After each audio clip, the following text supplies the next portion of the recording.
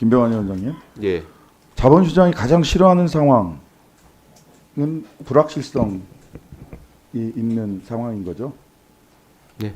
네. 내란숙의 피의자 윤석열의 12월 3일 행위, 그리고 나서 그 다음날 국내 투자자들의 패닉셀, 외국인들의 매도가 이어졌습니다. 맞죠?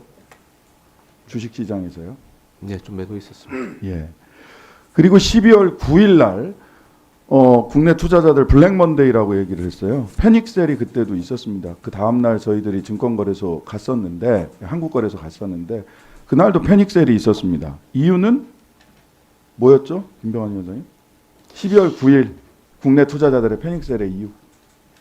그게 아마도 그 전에 탄핵 부결된 영향이 좀 있었고 개인들 매도가 많았던 것으로 기억합니다. 네. 개인들의 패닉셀은 12월 7일 탄핵 불발, 즉 불확실성이 증폭됐기 때문입니다. 이복현 원장님, 네. 12월 12일 날 한국일보에 경제엔 탄핵이 났다라는 취지, 물론 탄핵 찬성 반대하는 다른 차원이다라고 하는 그 말씀을 붙이셨습니다마는 이렇게 말씀하셨어요. 맞죠? 약간 뉘앙스는 그렇습니다만 제 발언은 맞습니다. 네. 네. 12월 14일 날 그래서 탄핵 소추가 의결된 다음에 불확실성이 변동성 확대, 정치적 불확실성의 변동성이 좀 줄어들었다. 하지만 경각심 가져야 된다라는 말씀을 F4 회의에서도 다 하셨어요. 그렇죠? 예. 예. 불확실성 해소됐습니까? 지금? 여전히 남아있다고 생각합니다.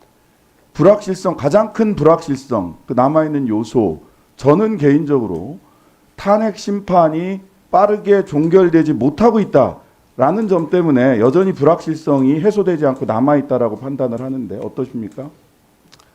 결국은 이 정부 전체, 국가 전체 가버넌스 부분이 이 어떤 변동의 과정이 있기 때문에 그 불확실성이고, 다만 이제 헌법과 법률의 절차에 따라서 이제 앞으로 진행될 거기 때문에 그런 부분에서는 완화됐다고 생각합니다. 따라서 이 내란숙의 피의자 윤석열을 빠르게 대통령직에서 파면하는 것이야말로 불확실성을 해소하는 가장 확실한 방법이고, 따라서 그것이 민생이다라고 저는 생각을 합니다.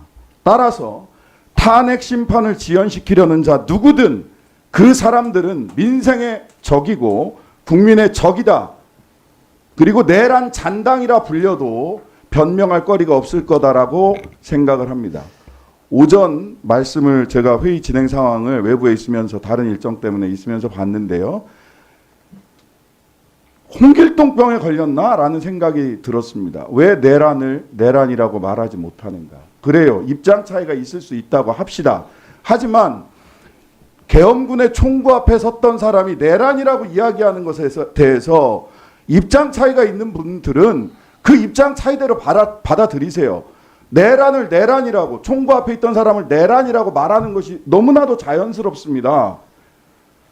그리고 그거를 달리 다른 입장으로 받아들이실 거면 다른 입장으로 받아들이세요. 그리고 그 다른 입장으로 받아들이는 그 말씀을 국민들 앞에서, 특히 헌재 앞에서 응원봉 들고 계신 분들 앞에 가서 말씀해 보시면 좋겠다라는 생각이 듭니다. 저는 개인적으로 또 여기 많은 분들이 그날 12월 3일 밤 계엄군의 총구 앞에 섰던 바로 그 시점 이후에 대한민국 모두는, 국회뿐만 아니라 대한민국과 내란 잔당으로 나뉘어 있다고 생각을 합니다.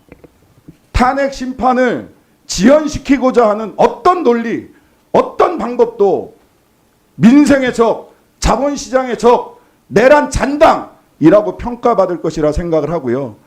저와 함께 이 회의장에 계시는 지금 기관장님들, 그리고 함께 옆에 계시는 동료 의원들이 저와 함께 대한민국 편에 서 주시기를 바라겠습니다.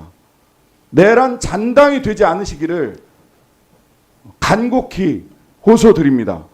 기관장님 여러분들께도 내란 잔당이 되지 않고 대한민국 편에 서시기를 부탁드립니다. 마치겠습니다. 자, 우리 강민구 의원님. 예, 아까 제가 의사진행 발언을 하면서 간사로 했는데 우리 신장식 의원님